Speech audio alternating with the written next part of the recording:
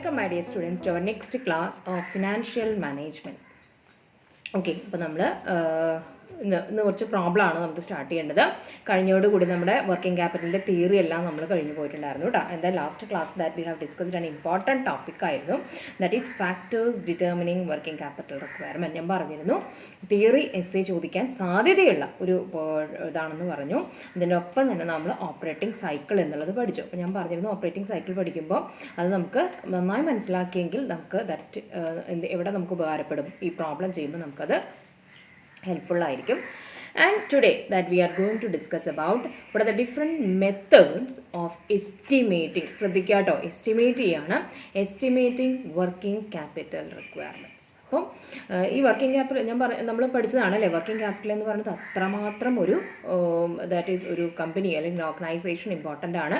അത് ഓവർ ആവാനും അണ്ടർ ആവാനും പാടില്ല, ഒരു ഓപ്റ്റിമൽ അല്ലേ, അതാണ് നമ്മൾ മെയിൻറ്റെയിൻ ചെയ്യേണ്ടതെന്നൊക്കെ നമ്മൾ പഠിച്ചിരുന്നു.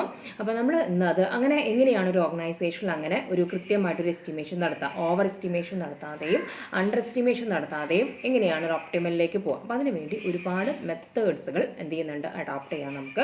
അങ്ങനെ ചില മെത്തേഡ്സുകളാണ് ഞാൻ പറയുന്നത്. ഞാനത് സ്ലൈഡ് ഇടാം, നിങ്ങളുടെ ടെക്സ്റ്റ് എല്ലാ മെത്തേഡ്സുകളൊന്നും പറഞ്ഞു പോയിട്ടില്ല. അപ്പോൾ അതെന്തായാലും എന്ത് ചെയ്യുക, നോട്ടിലേക്ക് ഒന്ന് പകർത്തി വെക്കുക എന്തൊക്കെയാണ് മെത്തേഡ്സ് എന്നുള്ളത്. ഇനിയിപ്പോൾ അഥവാ അതാണ് എസ്സേ ചോദിക്കണമെന്നുണ്ടെങ്കിൽ നിങ്ങൾക്ക് അതെല്ലാം ചേർത്ത് എഴുതാനായിട്ട് സാധിക്കും. അപ്പോൾ different methods of working capital estimating the working capital requirement എന്ന് പറയുന്നത്, ഫസ്റ്റ് മെത്തേഡ് എന്ന് പറയുന്നത് net current asset forecasting method. First method എന്ന് പറയുമ്പോൾ അതിപ്പോൾ തന്നെ ഇങ്ങനെ പറയുന്നതിനൊപ്പം തന്നെ പഠിച്ചു പോകാം കേട്ടോ. നെറ്റ് കറണ്ട് അസറ്റ് എന്ത് ചെയ്യുക, അത് നെറ്റ് കറണ്ട് അസറ്റ് എടുത്തിട്ട് ആ രീതിയിൽ എന്ത് ചെയ്യുക, ഫോർകാസ്റ്റിംഗ് നടത്തുന്ന ഒരു മെത്തേഡ് ഉണ്ട്. പ്രോബ്ലം നമുക്ക് പഠിക്കാനുണ്ട്. Okay, second is operating cycle method. നമ്മൾ ഓപ്പറേറ്റിംഗ് സൈക്കിൾ എന്താണെന്ന് പഠിച്ചതാണ് അല്ലേ, that is from raw materials to finished ഗുഡ്സിന്, ദാറ്റ് ഈസ് ഡെറ്റേഴ്സ് ആവുന്ന വരെയാണ് ഓപ്പറേറ്റിംഗ് സൈക്കിൾ എന്ന് പറയുന്നത്. അപ്പോൾ അങ്ങനെ ഒരു മെത്തേഡ് ഉണ്ട്, പ്രോബ്ലം നമുക്കുണ്ട് പഠിക്കാനായിട്ട്. And the third method is projected balance sheet method. Balance sheet ഒന്ന് പ്രൊജക്റ്റ് ചെയ്തിട്ട്, അതായത് നമ്മൾ എല്ലാം ഒന്ന് പ്രൊജക്റ്റ് ചെയ്യാൻ എന്താണ്, ഫ്യൂച്ചറിലേക്ക് ചെയ്തിട്ട് നമ്മൾ എന്ത് ചെയ്യണം, അങ്ങനെ നമുക്ക് വർക്കിംഗ് ക്യാപിറ്റൽ എസ്റ്റിമേറ്റ് ചെയ്യാം. അത് നമുക്ക് പ്രോബ്ലം ചെയ്യാനുണ്ട്. And the fourth is adjusted P&L account method, adjusted profit and loss account method. നമ്മുടെ ടെക്സ്റ്റിൽ നമുക്ക് പ്രോബ്ലം തന്നിട്ടില്ല, നമ്മുടെ ടെക്സ്റ്റിൽ. അപ്പോൾ നമുക്കത് എന്താണ്, ആ ഒരു മെത്തേഡ് ഉണ്ടെന്ന് പഠിച്ചു വയ്ക്കുക.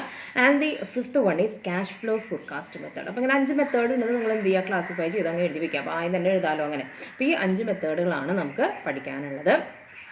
And today that we are going to first discuss about that is net current asset forecasting method. Okay, അപ്പോൾ അത് നമുക്ക് എന്താണെന്നുള്ളത് നോക്കാം. Net current asset forecasting method. അപ്പോൾ ഈ ഒരു മെത്തേഡിൽ എങ്ങനെയാണെന്ന് വെച്ചിട്ടുണ്ടെങ്കിൽ, that is the amount blocked in each item of current asset is determine. മനസ്സിലാക്കി വയ്ക്കുക, കാരണം നമുക്ക് പ്രോബ്ലത്തിലേക്ക് ആവശ്യമുള്ളതാണ്. നന്നായി തന്നെ മനസ്സിലാക്കി വയ്ക്കുക. നമ്മൾ ഈ ഒരു മെത്തേഡിൽ എന്താ ചെയ്യുക വെച്ചിട്ടുണ്ടെങ്കിൽ, ഓരോ കറണ്ട് അസറ്റുകൾ, എന്തൊക്കെ കറണ്ട് അസറ്റുകൾ, സ്റ്റോക്ക് ഉണ്ടാകാം, ക്യാഷ് ഇൻ ഹാൻഡ് ഉണ്ടാകാം, ബാങ്ക് ഉണ്ടാകാം, സൺട്രി ഡെറ്റേഴ്സ്, ഇതൊക്കെ എന്താണ്, ദാറ്റ് ഈസ് കറണ്ട് അസറ്റ്സുകളാണ്. അങ്ങനെ ഓരോ കറണ്ട് അസറ്റുകളിലും ബ്ലോക്കായി കിടക്കുന്ന എമൗണ്ടുകൾ എന്ത് ചെയ്യുന്നു, ഡിറ്റർമിൻ ചെയ്യുന്നു എന്നാണ്. ഏറ്റവും ആദ്യം അതാണ് ചെയ്യാം.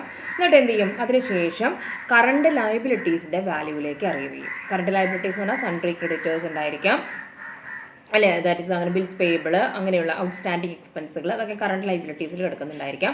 അതിൻ്റെ വാല്യൂ ഡിറ്റർമിൻ ചെയ്യും. അപ്പോൾ കറണ്ട് അസറ്റ്സിൻ്റെ വാല്യൂ ഡിറ്റർമിൻ ചെയ്യുന്നു, കറണ്ട് ലയബിലിറ്റീസിൻ്റെ വാല്യൂ ഡിറ്റർമിൻ ചെയ്യുന്നു.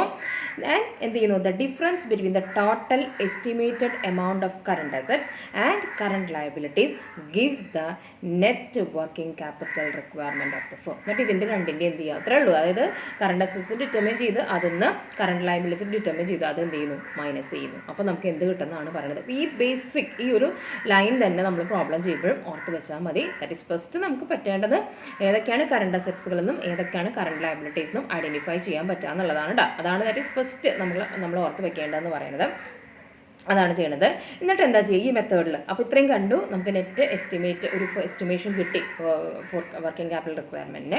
അതിനുശേഷം അതിൻ്റെ കൂടെ എന്ത് ചെയ്യുന്നതാണ് പറയുന്നത്, to this amount some extra amount for providing contingency is added. നമ്മളിതിൻ്റെ കൂടെ എന്ത് ചെയ്യും, കണ്ടിജൻസീസ് അല്ലേ, may or may not happen എന്നുള്ള കുറേ ഇവൻസുകൾ ബിസിനസ്സിലുണ്ടായിരിക്കാം. അപ്പോൾ അതിനുള്ളിലേക്ക് ഒരു ചെറിയൊരു എക്സ്ട്രാ എമൗണ്ട്, ഇപ്പോൾ പ്രോബ്ലം ആണെന്നുണ്ടെങ്കിൽ പ്രോബ്ലത്തിൽ മിക്കവാറും എത്രയാണ് ആഡ് ചെയ്യേണ്ടതെന്ന് പറഞ്ഞിട്ടുണ്ടാവും. അപ്പോൾ അത് നമ്മൾ മനസ്സിലാക്കി വയ്ക്കുക. അതിനെ നമ്മൾ സേഫ്റ്റി മാർജിൻ എന്ന് പറയും.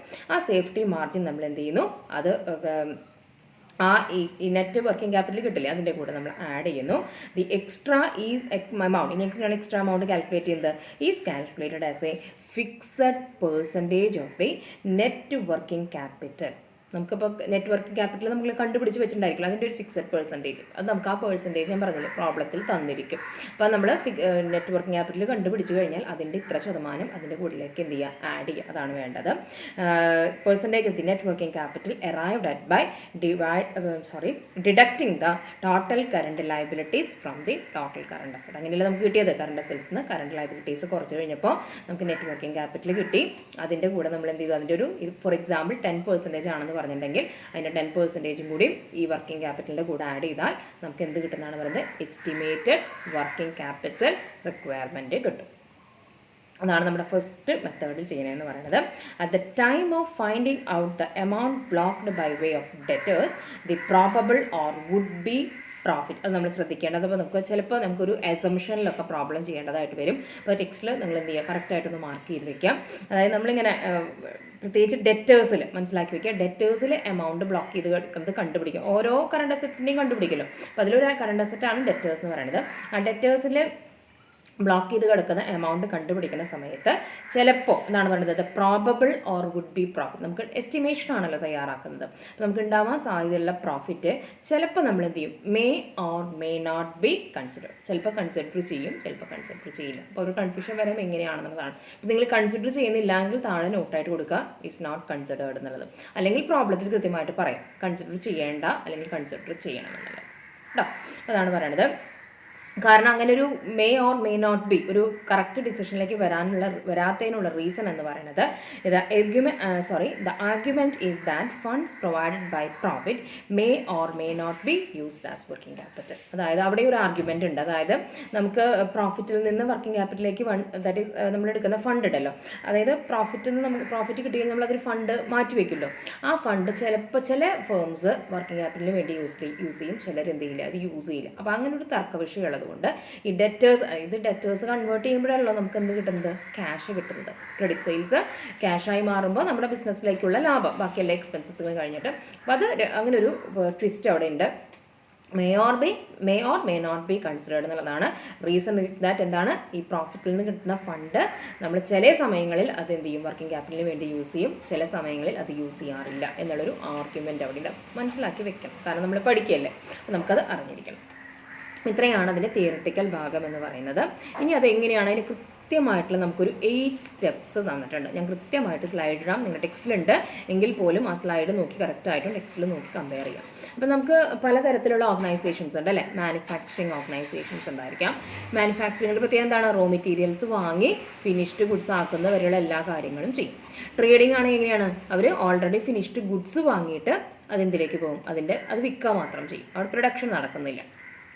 നമ്മൾ ആദ്യം തന്നെ ഈ ഒരു മെത്തേഡ് അനുസരിച്ചിട്ട് ഒരു മാനുഫാക്ചറിങ് ഓർഗനൈസേഷൻ ആണെന്നുണ്ടെങ്കിൽ how to arrive at the estimated working capital, എങ്ങനെ നമുക്ക് എന്ത് ചെയ്യാം, എസ്റ്റിമേറ്റഡ് വർക്കിംഗ് ക്യാപിറ്റലിലേക്ക് എത്താനായിട്ട് സാധിക്കും. കറക്റ്റ് സ്റ്റെപ്സ് നമുക്ക് തന്നിരിക്കുകയാണ്, അതങ്ങോട്ട് ഓർത്ത് നന്നായി മനസ്സിലാക്കിയെടുത്ത് അങ്ങ് പ്രോബ്ലത്തിലേക്ക് അപ്ലൈ ചെയ്താൽ മതി.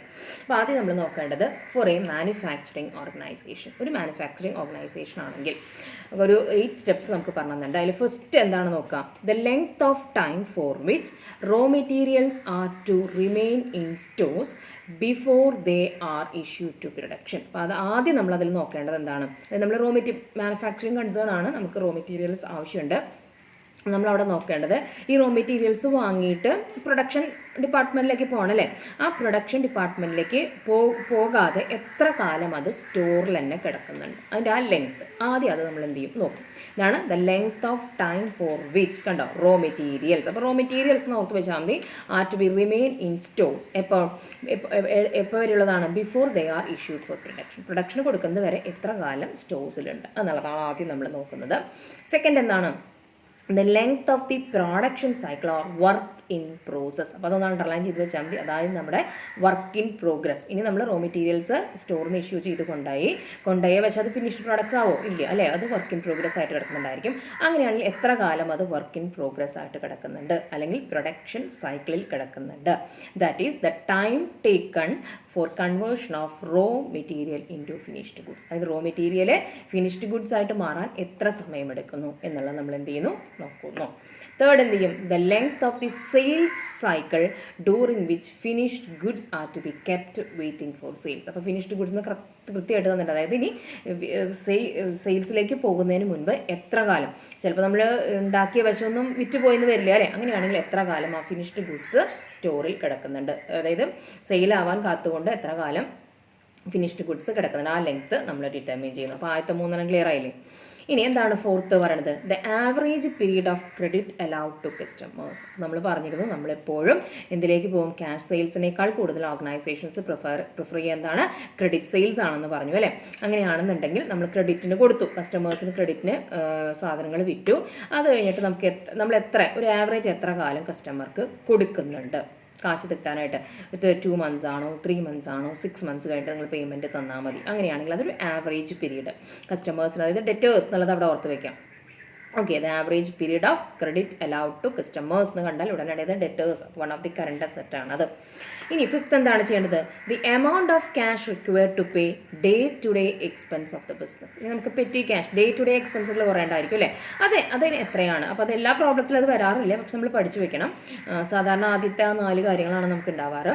ഇനി ഡേ ടു ഡേ എക്സ്പെൻസിന് വേണ്ടിയിട്ട് ബിസിനസ്സിന് എത്ര ക്യാഷ് ആവശ്യം ഉണ്ടാവാറുണ്ട് അത് നമ്മൾ ഡിറ്റർമിൻ ചെയ്ത് വെക്കും. ആൻഡ് ദ സിക്സ്ത് എന്താണ്, the average amount required to make advance payment.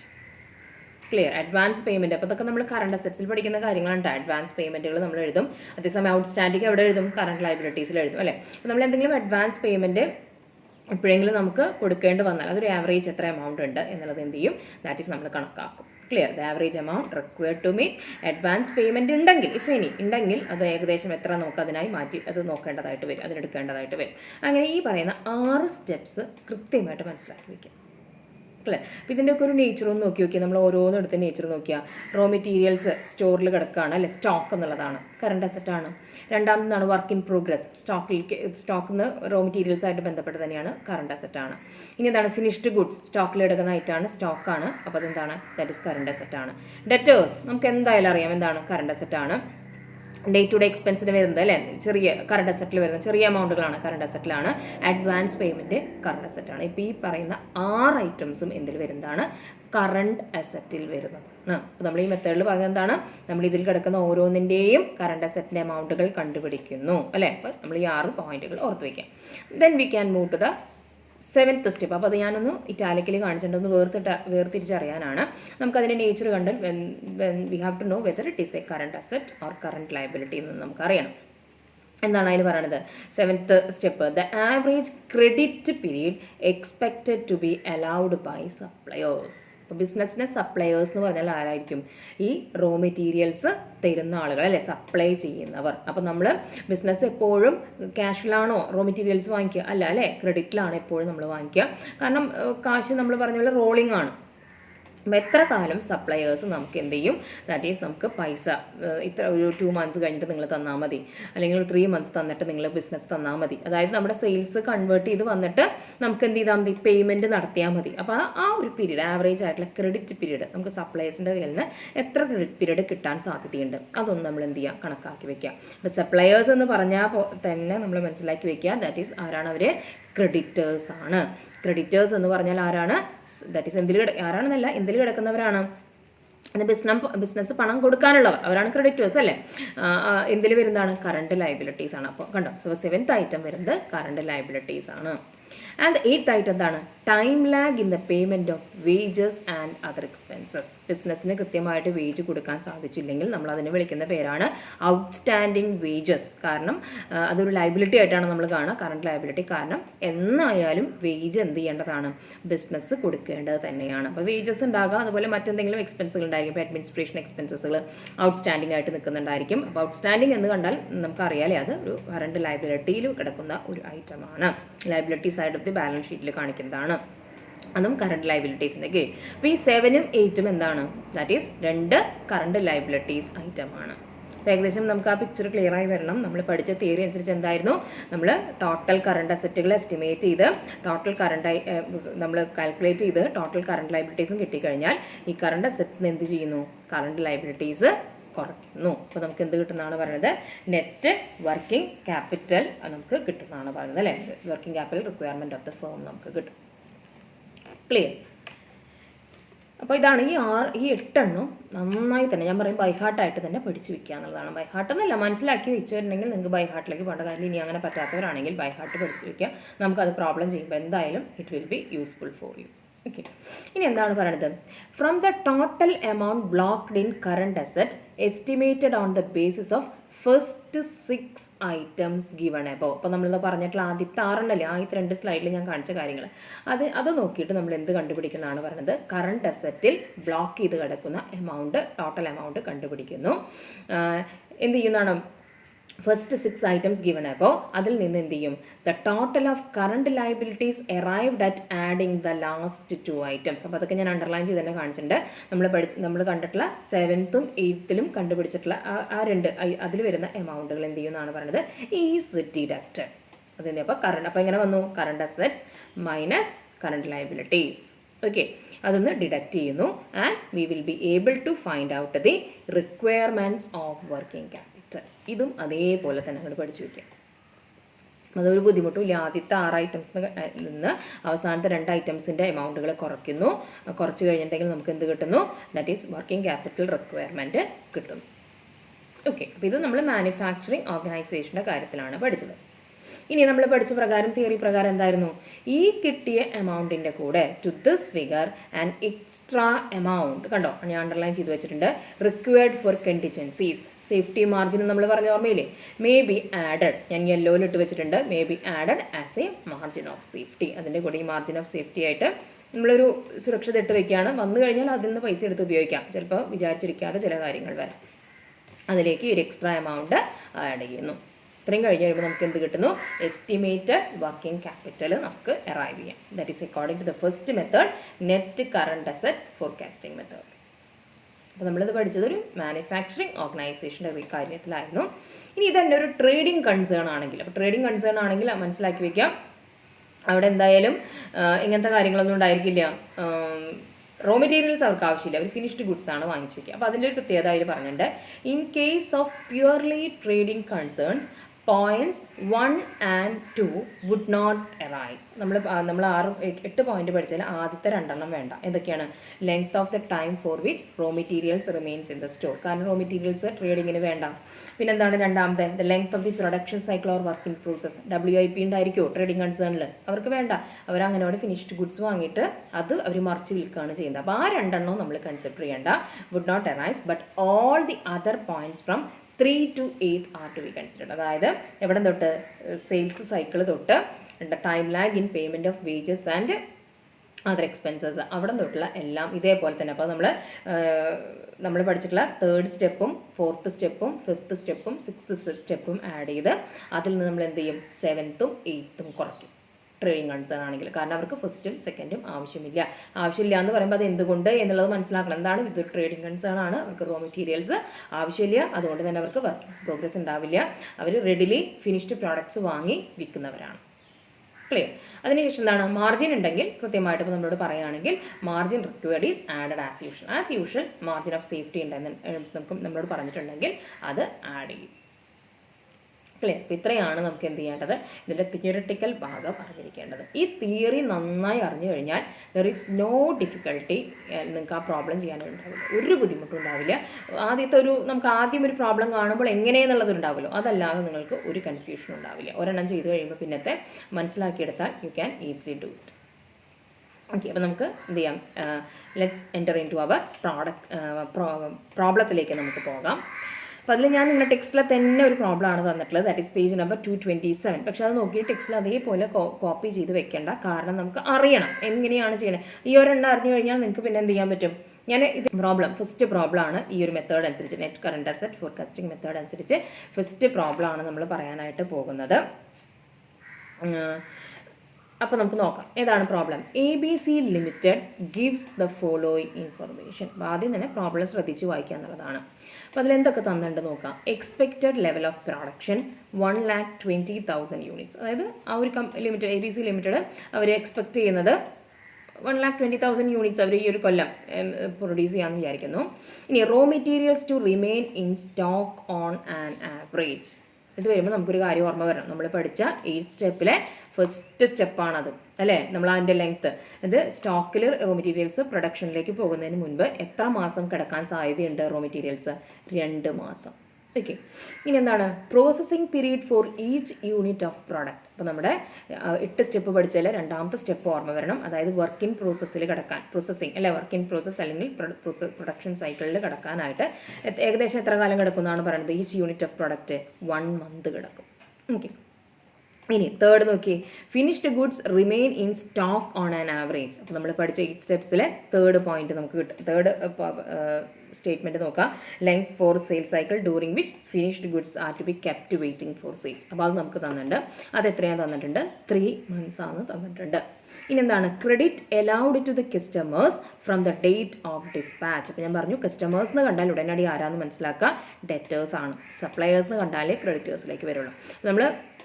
അതായത് നമ്മൾ എത്ര കാലം കസ്റ്റമേഴ്സിന് ഒരു ക്രെഡിറ്റ് കൊടുക്കുന്നുണ്ട്? 3 months. അപ്പോൾ അവരോട് പറയണത് നമ്മൾ ഫിനിഷ്ഡ് ഗുഡ്സ് കൊടുത്ത് ക്രെഡിറ്റ് സെയിൽസ് നടത്തിയിട്ട് കസ്റ്റമേഴ്സിനോട് പറയണത് 3 മാസത്തിൻ്റെ ഉള്ളിൽ നിങ്ങൾ എന്ത് ചെയ്താൽ മതി? നിങ്ങൾ പണം തന്നാൽ മതി. അതായത് നമ്മുടെ 4th point, 8 സ്റ്റെപ്സിനകത്തുള്ള 4th point. Okay. അപ്പോൾ ഇത്രയും നമുക്ക് ഈ പറയുന്ന കാര്യങ്ങളെല്ലാം അറിയുന്നതാണ്. ഇനി വരുന്ന ഭാഗങ്ങളാണ് കുറച്ച് നിങ്ങൾക്ക് അത് കാണുമ്പോൾ ആകെ ഒരു ബുദ്ധിമുട്ട് തോന്നുക. അതൊരു പ്രോബ്ലത്തിൽ തന്നെ തോന്നുള്ളൂ. ഇനി നമുക്ക് തന്നിട്ടുണ്ട് expected ratios of cost to selling price. കോസ്റ്റിൽ നിന്ന് സെല്ലിംഗ് പ്രൈസിലുള്ള എക്സ്പെക്റ്റഡ് റേഷ്യോ പെർസെൻറ്റേജ് നമുക്ക് തന്നിട്ടുണ്ട്. റോ മെറ്റീരിയൽ 60% ആണ്.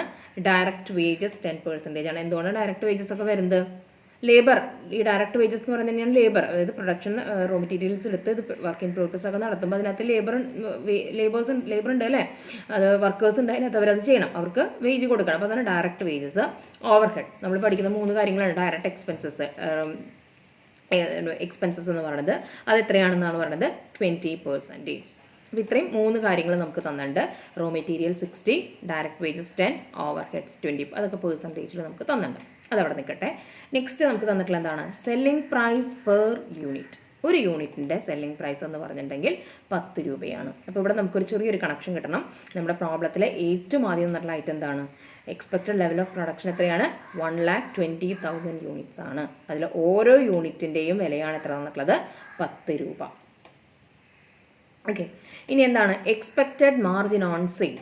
സെയിലും എക്സ്പെക്റ്റ് ചെയ്യുന്ന മാർജിൻ എന്ന് പറയുന്നത് 10%. അപ്പോൾ അതിൻ്റെ ഞാൻ ആ കോംപ്ലിക്കേഷനിലേക്ക് ഞാനിപ്പോൾ നിങ്ങൾക്ക് പ്രോബ്ലം ചെയ്യുമ്പോൾ ഞാൻ പോകുന്നില്ല. സിമ്പിൾ വേയിലാണ്. പ്രോബ്ലത്തിൽ അവിടെ കിടന്നോട്ടെ, നമുക്ക് ഫർദർ പ്രോബ്ലം ചെയ്ത് വരുമ്പോൾ അത് കിട്ടും. യു ആർ റിക്വയർഡ്, നമ്മളോട് എന്താ പറഞ്ഞിട്ടുള്ളത്? To estimate the working capital requirement of ABC limited.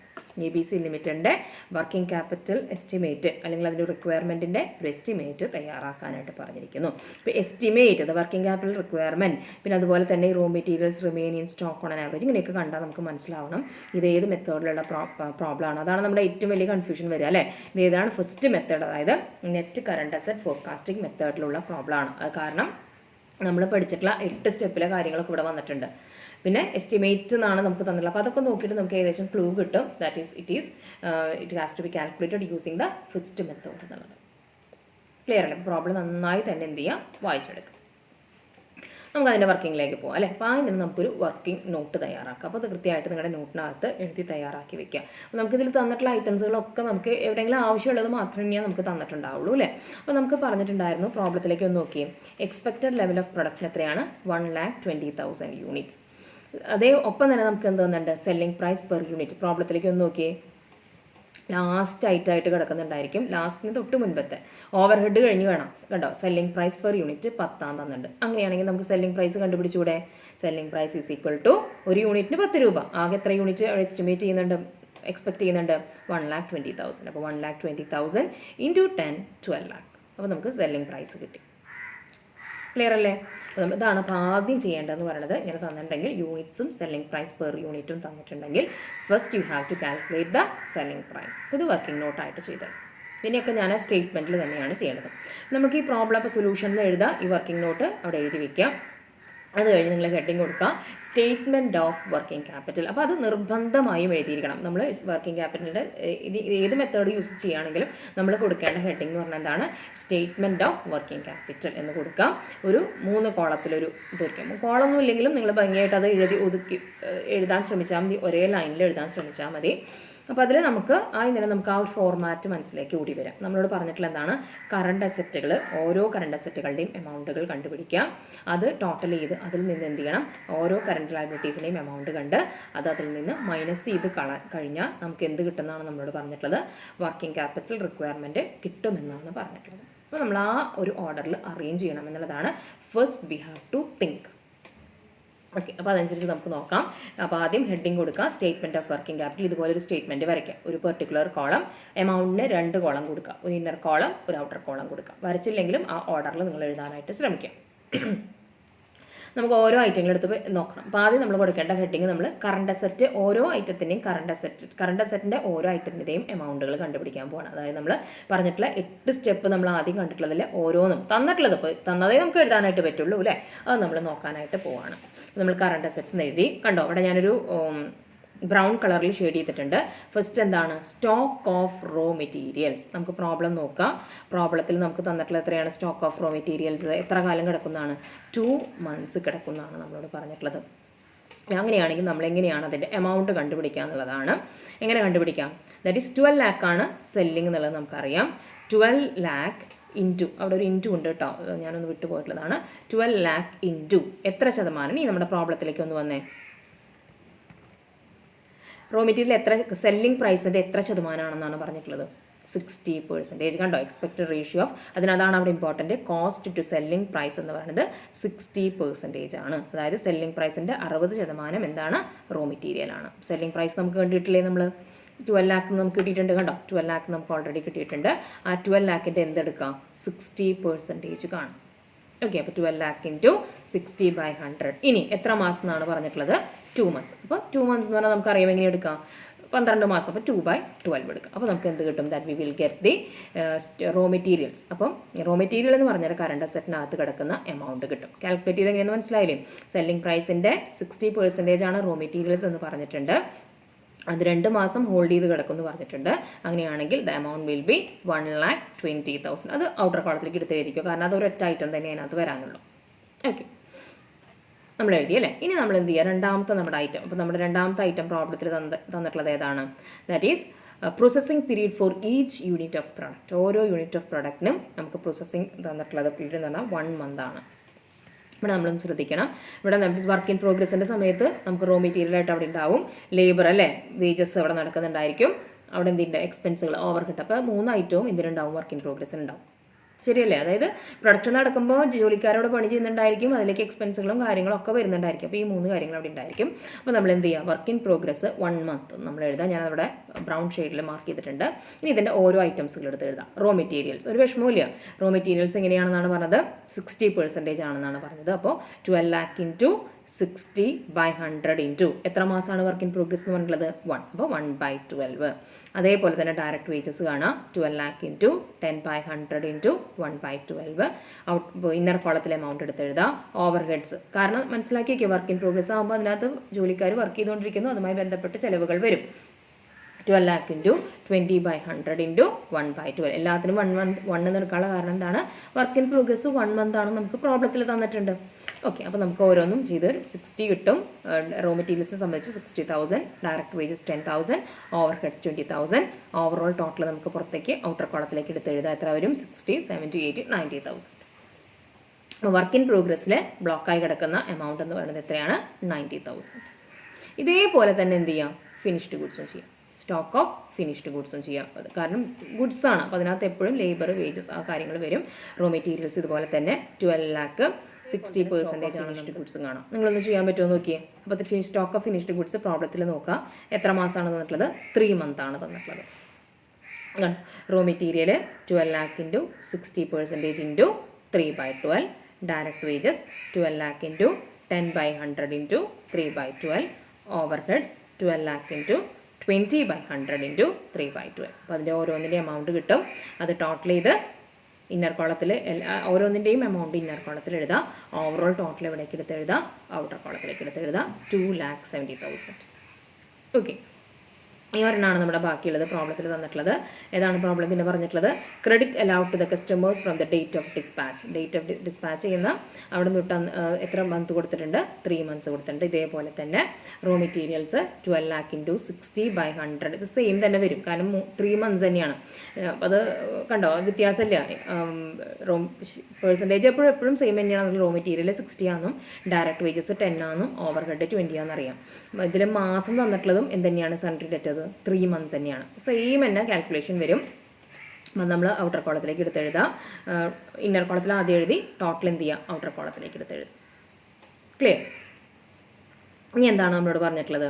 That is ഇനി വേറെ എന്തെങ്കിലും നമുക്ക് നോക്കേണ്ടത്. നമ്മൾ പഠിച്ച പ്രകാരം നമുക്ക് ലൈബിലിറ്റീസ് കണ്ടെത്തണം അല്ലേ? പക്ഷെ നമുക്ക് ഈ പ്രോബ്ലത്തിൽ ലൈബിലിറ്റീസ് വല്ലതും തന്നിട്ടുണ്ടോ എന്ന് നോക്കി നോക്കിയാൽ നമ്മൾ ആദ്യത്തെ എടുത്തു, എക്സ്പെക്റ്റഡ് എടുത്തു, റോ മെറ്റീരിയൽസ് എടുത്തു, പ്രോസസ്സിംഗ് പീരീഡ് എടുത്തു, ഫിനിഷ്ഡ് ഗുഡ്സ് എടുത്ത് ടിക്ക് ചെയ്ത് പോവാം. Credit allowed to the customers എടുത്തു, എക്സ്പെക്റ്റഡ് റേഷ്യോ അനുസരിച്ച് നമ്മൾ കണ്ടു, സെല്ലിംഗ് പ്രൈസ് പെർ യൂണിറ്റ്. നമ്മൾ എടുക്കാതെ പോയിട്ടുള്ളത് ഒരെണ്ണേ ഉള്ളൂ, എക്സ്പെക്റ്റഡ് മാർജിൻ ഓൺ സെയിൽ. ഞാൻ പറഞ്ഞു അത് ഞാനിപ്പോൾ ചെയ്യിക്കുന്നില്ല, കാരണം നമ്മൾ ഏറ്റവും സിംപ്ലസ്റ്റ് വേയിൽ ആദ്യം ചെയ്തിട്ട് പിന്നീട് ചെയ്യുമ്പോൾ നമുക്ക് ആ വേറെയുള്ള പ്രോബ്ലത്തിൽ നമുക്കത് ചെയ്യാം. ഇപ്പോൾ തന്നെ നിങ്ങൾക്ക് പറഞ്ഞു തന്നാൽ പെട്ടെന്ന് അത് കിട്ടില്ല. അത് മാത്രമേ എടുക്കാത്തുള്ളൂ. പക്ഷേ ലൈബിലിറ്റിയുമായിട്ട് ബന്ധപ്പെട്ടിട്ടുള്ള ഒന്നും അതിനകത്ത് തന്നിട്ടില്ല. അപ്പോൾ നമ്മുടെ അർത്ഥം ഈ പ്രോബ്ലത്തിൽ നമുക്ക് ലൈബിലിറ്റീസ് ഇല്ല. അപ്പോൾ നമ്മൾ ദാറ്റ് ഈസ് നമുക്ക് എന്ത് ചെയ്തിട്ടുള്ളൂ? കറണ്ട് അസറ്റുകൾ മാത്രമേ തന്നിട്ടുള്ളൂ. നമ്മളത് എന്ത് ചെയ്യുക? ദാറ്റ് ഈസ് ടോട്ടൽ ചെയ്യുക. അതായത് നമ്മൾ ഔട്ടർ കോളത്തിൽ എഴുതിയിട്ടുള്ള stock of raw materials plus work in progress plus stock of finished goods plus sundry debtors. അതായത് 1,20,000 പ്ലസ് 90,000 പ്ലസ് 2,70,000 പ്ലസ് സൺട്രി ഡെറ്റേഴ്സിൻ്റെ 2,70,000. അപ്പോൾ നമുക്ക് എത്ര കിട്ടിയത് ടോട്ടൽ? 7,50,000. അതാണ് നമ്മുടെ ഇതെന്ന് പറയുന്നത് വർക്കിംഗ് ക്യാപിറ്റൽ റിക്വയർമെൻറ്റ് എന്ന് പറയുന്നത്. ക്ലിയർ? എത്രയാണ് നമുക്ക് അവിടെ അറിഞ്ഞിരിക്കേണ്ട കാര്യമെന്ന് പറയുന്നത്. ക്ലിയർ ആയിട്ടുണ്ടാകുമെന്ന് ഞാൻ വിചാരിക്കുന്നു. ഞാൻ പറഞ്ഞില്ല, മാർജിൻ്റെ ഞാൻ ചെയ്യിപ്പിച്ചിട്ടില്ല, അതവിടെ ഇരുന്നോട്ടെ. നമുക്ക് ഇനിയും കോംപ്ലിക്കേറ്റഡ് പ്രോബ്ലംസുകൾ വരുമ്പോൾ നമുക്ക് അതിലേക്ക് പോകും. ഇത് ഞാൻ സിമ്പിൾ പെട്ടെന്ന് മനസ്സിലാക്കാൻ വേണ്ടിയിട്ടാണ്. ഇനി കറണ്ട് ലൈബിലിറ്റീസ് തന്നിട്ടുണ്ടായിരുന്നെങ്കിൽ നമ്മൾ ഇതേപോലെ തന്നെ കറണ്ട് ലൈബിലിറ്റീസ് എഴുതി അതിൽ നിന്ന് എന്ത് ചെയ്യുമായിരുന്നു? കറണ്ട് ലൈബിലിറ്റീസ് കൂടി കുറച്ചിട്ടുള്ള എമൗണ്ട്.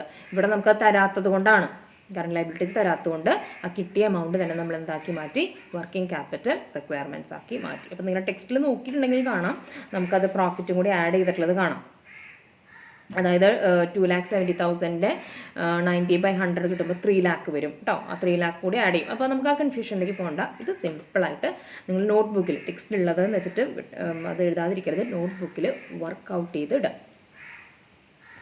Okay, clear? മനസ്സിലായിട്ട്? അപ്പോൾ അങ്ങനെയാണെങ്കിൽ നമുക്ക് രണ്ടാമത്തെ പ്രോബ്ലത്തിലേക്ക് കയറാം. സെക്കൻഡ് പ്രോബ്ലം എന്താണ്? നിങ്ങളുടെ ടെക്സ്റ്റിലൊന്നുള്ളതല്ല, കുറച്ചും കൂടി ഒരു വ്യത്യസ്തമായിട്ട്. ഇത് നമ്മൾ മന്തിൽ പഠിച്ചു, അപ്പോൾ ഞാൻ വ്യത്യസ്തമായിട്ട് ചെയ്യുകയാണ്. നമ്മൾ നെക്സ്റ്റ് വീക്കിലേക്ക് പോവാണ്. പ്രിപ്പയർ പ്രോബ്ലം 2 കേട്ടോ. നോട്ടിൽ കറക്റ്റായിട്ട് എഴുതി വയ്ക്കുക. Problem 2, prepare and estimate. കണ്ടോ, നമ്മൾ മനസ്സിലാക്കാൻ നമ്മുടെ ഫസ്റ്റ് മെത്തേഡാണ് estimate of working capital requirement from the following information of a trading ആണ് കേട്ടോ. അത് ട്രേഡിംഗ് കൺസേൺ, മാനുഫാക്ചറിങ് അല്ല. അപ്പോൾ നമുക്ക് റോ മെറ്റീരിയൽസും വർക്ക് ഇൻ പ്രോഗ്രസ്സും ഒന്നും ഉണ്ടാവില്ല എന്നുള്ളത് ആദ്യം നമ്മുടെ മനസ്സിൽ കയറണം. കാരണം ഇതൊരു ട്രേഡിംഗ് കൺസേൺ ആണ്. അപ്പോൾ information of a trading concern അതനുസരിച്ച് നമുക്ക് തന്നിട്ടുണ്ട്. ഫസ്റ്റ് ഇൻഫർമേഷൻ എന്താണ്? Project annual sales. Annual sales എത്ര എക്സ്പെക്ട് ചെയ്യുന്നുണ്ട്? 1 lakh units. Selling price ₹8 per unit. Percentage of net profit on sales, അതായത് നെറ്റ് സെയിൽസുമ്പോൾ നെറ്റ് പ്രോഫിറ്റിൻ്റെ പെർസെൻറ്റേജ് നമുക്ക് തന്നിട്ടുണ്ട് 25%. Average credit period allowed to customers 8 weeks. ഉടനടി കസ്റ്റമേഴ്സ് എന്ന് കണ്ടാൽ ഉടനടി നമ്മുടെ മനസ്സിലേക്ക് വരണം എന്താണത്? ഡെറ്റേഴ്സ് ആണ്, കറണ്ട് അസറ്റ് ആണ്. Average credit period allowed by suppliers 4 weeks. Suppliers എന്ന് കണ്ടാൽ ഞാൻ ഇത് തീരെ മനസ്സിലാവാത്തവർക്കാണ് ഞാൻ എളുപ്പം പറഞ്ഞു കേട്ടോ. സപ്ലയേഴ്സ് എന്ന് കണ്ടാൽ ഉടനടി അലൗഡ് ബൈ സപ്ലയേഴ്സ് എന്നാണ്. അപ്പോൾ നമുക്ക് മനസ്സിലാക്കാം അവർ ക്രെഡിറ്റേഴ്സ് ആണ്. അവർക്ക് ഇപ്പോൾ ക്രെഡിറ്റേഴ്സ് നമുക്ക് ബിസിനസ്സിന് എത്ര കാലത്തെ ഒരു സാവകാശം കൊടുക്കുന്നുണ്ട് പേയ്മെൻറ്റ് കൊടുക്കാനായിട്ട്? 4 weeks. Average stock holding in terms of sales requirement, അതായത് നമ്മുടെ ഏത് സ്റ്റെപ്പാണിത്? നമ്മുടെ ആദ്യത്തെ 2 സ്റ്റെപ്പ് വേണ്ട, അതായത് മൂന്നാമത്തെ സ്റ്റെപ്പാണ്. ഫിനിഷ്ഡ് ഗുഡ്സ് ആയിട്ട് വാങ്ങിയിട്ട് എത്ര കാലം ഫിനിഷ്ഡ് ഗുഡ്സ് സ്റ്റോക്കിൽ കിടക്കുന്നുണ്ട്? 12 weeks, 12 ആഴ്ച വരെ കിടക്കുന്നുണ്ട്.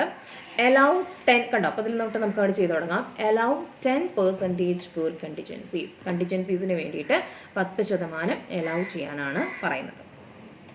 ഓക്കെ, അപ്പോൾ നമ്മൾ പ്രോബ്ലം ഒന്നും കൂടി നന്നായി തന്നെ വായിക്കുക. എന്താണ് ഫസ്റ്റ് നമ്മൾ കണ്ടുപിടിക്കേണ്ടത്? അപ്പോൾ നമ്മൾ ആദ്യം ചെയ്ത പ്രോബ്ലത്തിൻ്റെ ബേസിൽ തന്നെ നോക്കാം. 1,00,000 യൂണിറ്റ്സ് പ്രൊജക്റ്റ്, ആനുവൽ സെയിൽസ് അത്രയാണ് പ്രൊജക്റ്റ് ചെയ്തിട്ടുള്ളത്. സെല്ലിംഗ് പ്രൈസ് ഒരു യൂണിറ്റിൻ്റെ 8 ആണെന്ന് തന്നിട്ടുണ്ട്. അങ്ങനെയാണെങ്കിൽ നമുക്ക് 1,00,000 യൂണിറ്റ്സിൻ്റെ സെല്ലിംഗ് പ്രൈസ് കണ്ടുപിടിച്ചുകൂടെ? ആദ്യം തന്നെ സൊല്യൂഷൻ എഴുതാം. വർക്കിംഗ് നോട്ട് എന്ന് എഴുതി വെക്കുക. ദാറ്റ് ഈസ് എന്നിട്ട് നമ്മൾ എഴുതാം എത്രയാണ്? Number of units is equal to 1,00,000. അപ്പോൾ ആദ്യം ഇങ്ങനത്തെ പ്രോബ്ലം വന്നാൽ അതായിരിക്കും നമുക്ക് ആദ്യം കണ്ടെത്തേണ്ടത് കേട്ടോ.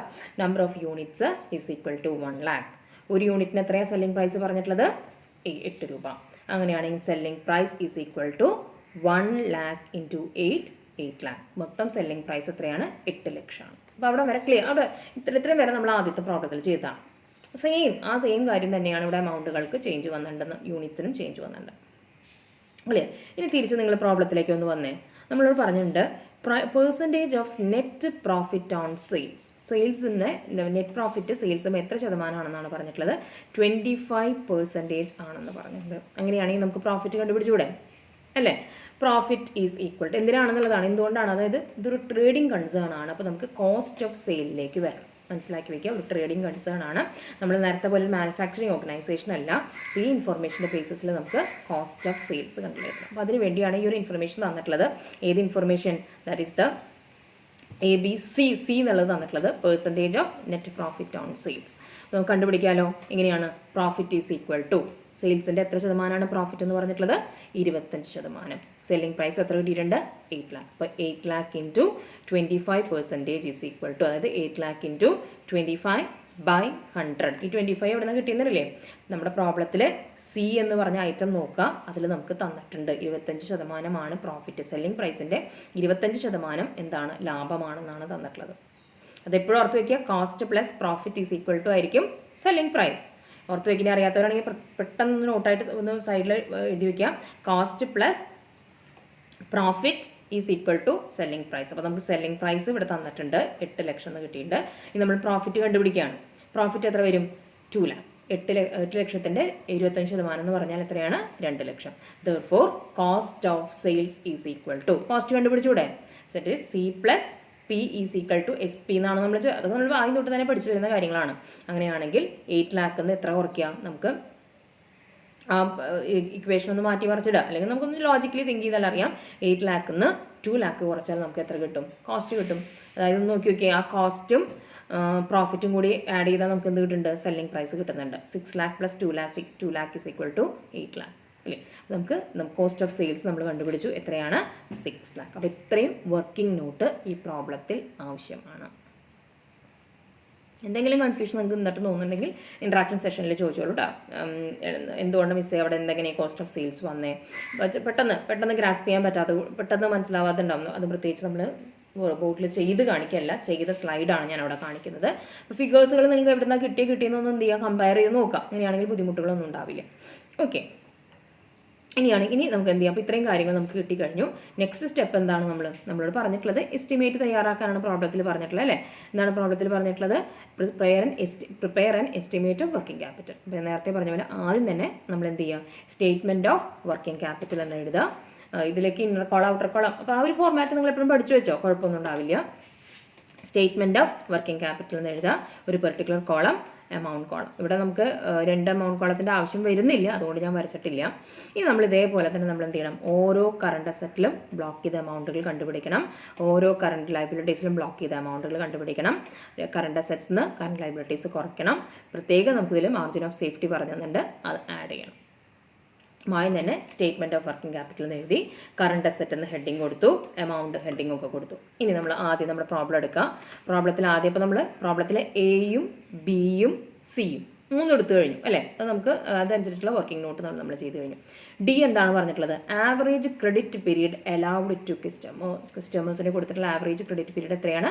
8 ആഴ്ചയാണ്. അപ്പോൾ ഇവിടെ മന്ത് അല്ല പറഞ്ഞിട്ടുള്ളത്, മനസ്സിലാക്കുക. ഒരു കൊല്ലത്തിൽ 52 ആഴ്ചയാണ്, 52 വീക്സ്. അത് നിങ്ങൾക്ക് അറിയണ്ടാവും, ഒരു കൊല്ലത്തിൽ 52 വീക്സ് ആണ്. അപ്പോൾ അതാണ് നമ്മൾ എടുക്കേണ്ടത്. ഇവിടെ 12 നമ്മൾ മന്ത്ലി ആണെങ്കിൽ ഇയർലി 12 എടുക്കുന്ന പോലെ, മന്ത്ലി ആണെങ്കിൽ 52 എന്നാണ് നമ്മൾ എടുക്കുക. ഡേയ്സ് ആണെങ്കിൽ 365 എടുക്കില്ലേ? അതേപോലെ തന്നെ. അപ്പോൾ നമുക്കൊന്ന് വരാമല്ലോ, നോക്കാം എന്താണെന്നുള്ളത്. നമ്മൾ കോസ്റ്റ് കണ്ടുപിടിച്ചിട്ടുണ്ട് അല്ലേ? 6,00,000 ഇൻറ്റു എത്രയാണ്?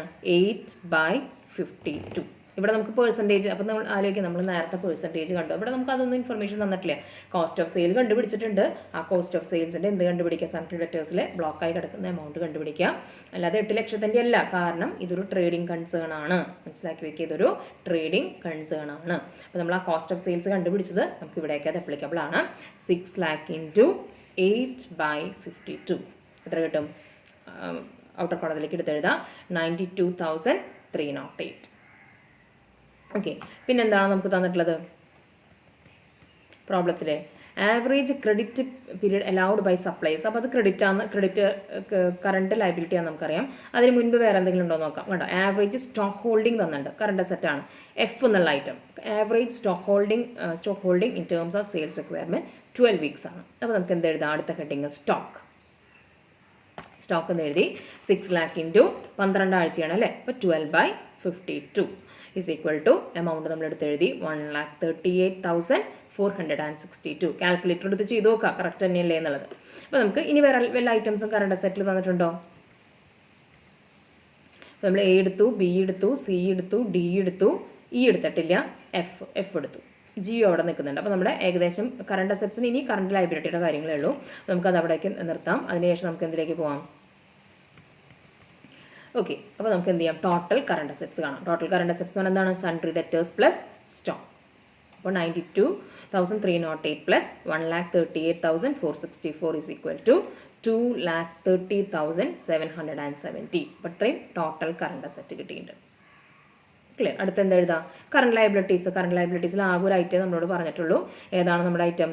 ദാറ്റ് ഈസ് ഇ എന്നുള്ളത്, average credit period allowed by suppliers. എത്രയാണ് തന്നിട്ടുണ്ട് നമുക്ക്? 4, എത്രയാണെന്നല്ല, എത്ര മാസമാണെന്നാണ് പറഞ്ഞിട്ടുള്ളത്? 4 weeks എന്ന് പറഞ്ഞിട്ടുണ്ട്. നമ്മൾ വീണ്ടും നമ്മുടെ സ്റ്റേറ്റ്മെൻറ്റിലേക്ക് വരുന്നു. 6 lakh into 4 week അല്ലേ, 4/52 നമ്മളെടുത്ത് എഴുതുന്നു 46,154. വേറെ എന്തെങ്കിലും ഐറ്റം ഉണ്ടോ കറണ്ട് ലയബിലിറ്റിയുമായി ബന്ധപ്പെട്ട്?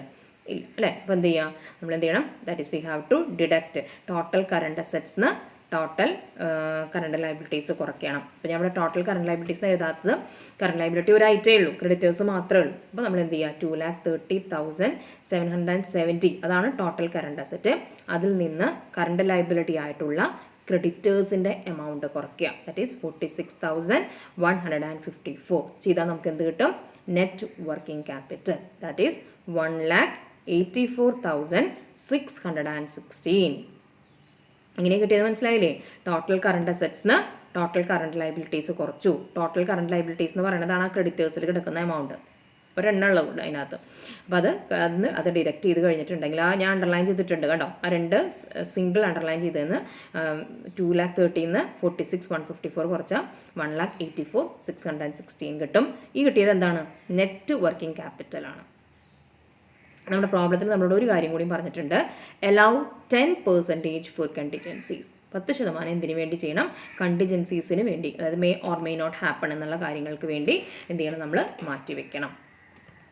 അപ്പോൾ നമ്മൾ എപ്പോഴും നമ്മൾ എന്താ പറയുന്നത്? എങ്ങനെ എടുക്കാമെന്ന് പറഞ്ഞത്, നമുക്ക് കിട്ടിയ നെറ്റ് വർക്കിംഗ് ക്യാപിറ്റലിൻ്റെ 10% നമ്മൾ എന്തിലേക്കാക്കി മാറ്റിവെക്കേണ്ടത്? കണ്ടിജൻസീസിലേക്കാക്കി മാറ്റിവെക്കേണ്ടത്. അങ്ങനെയാണെങ്കിൽ ആഡ് 10% ഫോർ കണ്ടിജൻസീസ്, അതായത് 1,84,616 10% കാണും. ആ എമൗണ്ടിൻ്റെ തന്നെയാണ് നമ്മൾ മാറ്റിവെക്കുക, അല്ലെങ്കിൽ വേറെ എന്തെങ്കിലും പ്രത്യേകിച്ച് പറയണം. എപ്പോഴും നമ്മൾ തിയറി പഠിച്ചതാണ്, അതിൻ്റെയാണ് 10% മാറ്റിവെക്കുക എന്നുള്ളത്. അങ്ങനെയാണെങ്കിൽ 18,462 എത്ര കിട്ടാം? 18,462 കിട്ടും. അത് ആഡ് ചെയ്യാണ് കേട്ടോ, കണ്ടിജൻസീസിൻ്റെ കൂടെ നമ്മൾ ആഡ് ചെയ്യുമ്പോൾ നമുക്ക് എത്ര കിട്ടും? That is working capital required is equal to 2,03,078. അതാണ് നമുക്ക് കണ്ടിജൻസീസും കൂടി ആഡ് ചെയ്തിട്ട് അതും കൂടി നമ്മൾ മാറ്റിവെക്കുകയാണ്. ഇവിടെ മനസ്സിലാവുന്നുണ്ടോ? വർക്കിംഗ് ക്യാപിറ്റൽ എന്താണ്? ഡേ ടു ഡേ കമ്പനിയുടെ ആവശ്യങ്ങൾക്ക് വേണ്ടിയുള്ള എത്രയെങ്കിലും കമ്പനി മാറ്റിവെക്കണം. മാറ്റിവെച്ചാൽ കമ്പനിക്ക് ഇതിലേക്ക് താഴത്തേക്ക് പോയാൽ അണ്ടർ വർക്കിംഗ് ക്യാപിറ്റൽ ആവും, അല്ലെങ്കിൽ ഇതിന് കൂടുതൽ ഓവർ വർക്കിംഗ് ക്യാപിറ്റൽ ആവും. അപ്പോൾ അതുണ്ടാവാതെ ഇത്രയും എന്ത് ചെയ്യണം? ഈ ഒരു ട്രേഡിംഗ് കമ്പനി വർക്കിംഗ് ക്യാപിറ്റലായിട്ട് മാറ്റിവെക്കണം എന്നാണ് നമ്മൾ എസ്റ്റിമേറ്റ് ചെയ്ത് കണ്ടെത്തിയിരിക്കുന്നത്. അപ്പോൾ എന്താണ് വർക്കിംഗ് ക്യാപിറ്റൽ ആവശ്യമുള്ളത്? ഈ ഒരു ട്രേഡിംഗ് കൺസേണിന് 2,03,078 രൂപ, ദാറ്റ് ഇസ് 2,03,078 rupees വർക്കിംഗ് ക്യാപിറ്റലായിട്ട് മാറ്റിവെക്കും. അതാണ് അതിൻ്റെ മീനിങ് എന്ന് പറയുന്നത്. ക്ലിയർ? അപ്പോൾ നമ്മൾ 2 പ്രോബ്ലം ചെയ്തു. ഇനി എന്താണ് ഇതിൽ ചെറിയ ഈ നോട്ട്സ് ഒന്ന് എഴുതിയെടുക്കുക കേട്ടോ. അപ്പോൾ ഈ നോട്ട് എന്ന് പറഞ്ഞിട്ട് ഞാൻ തന്നിട്ടുള്ളത് നിങ്ങളുടെ നോട്ട്ബുക്കിനകത്ത് ഈ പ്രോബ്ലത്തിന് താഴെയായിട്ട് എഴുതി വയ്ക്കുക. കാരണം നിങ്ങൾക്കത് പിന്നീട് ക്ലൂ എങ്ങനെയാണ് അത് എടുത്തതെന്നുള്ളത് മറന്നു പോകും. അപ്പോൾ അതൊന്ന് നോട്ടാക്കി എഴുതി വയ്ക്കുക.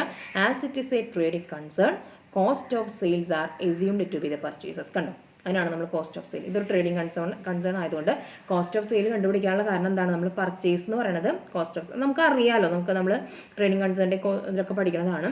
ഇതിൻ്റെ പർച്ചേസ് എന്നുള്ള എമൗണ്ട് നമ്മൾ എങ്ങനെ കണ്ടുപിടിക്കുന്നത്? വേറെ പർച്ചേസ് ഒന്നും തന്നിട്ടില്ല.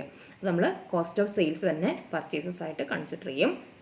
പിന്നെ എന്താണ് profit? Second, profits have been ignored as funds provided by profits may or may not be used as working capital. അത് നമ്മൾ പഠിച്ചതാണ് തിയററ്റിക്കലി അല്ലേ. ഒരു ആർഗ്യുമെൻ്റ് ഉണ്ട്, നമുക്ക് അതിൻ്റെ ഫണ്ട് വർക്കിംഗ് ക്യാപിറ്റലായിട്ട് യൂസ് ചെയ്യാൻ പറ്റും ഇല്ലയോ എന്നുള്ളൊരു ആർഗ്യുമെൻറ്റ് നടക്കുന്നതുകൊണ്ട് പ്രോഫിറ്റ് ഇവിടെ എന്ത് ചെയ്തിരിക്കുകയാണ്? ഇഗ്നോർ ചെയ്ത് കളഞ്ഞിരിക്കുകയാണ്. നമ്മൾ കണക്കിലെടുത്തിട്ടില്ല, ലാഭം കണക്കിലെടുത്തിട്ടില്ല, നമ്മൾ കോസ്റ്റിലേക്കല്ലേ പോയത്.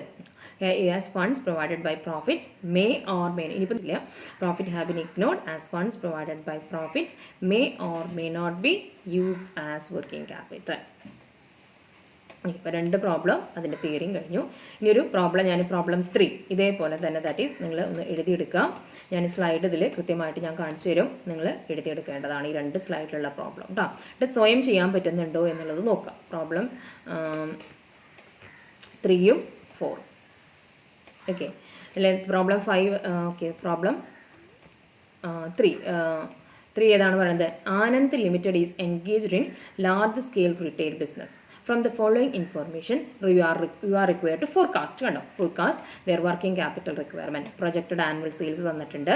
Percentage of net profit on cost of sales 25%.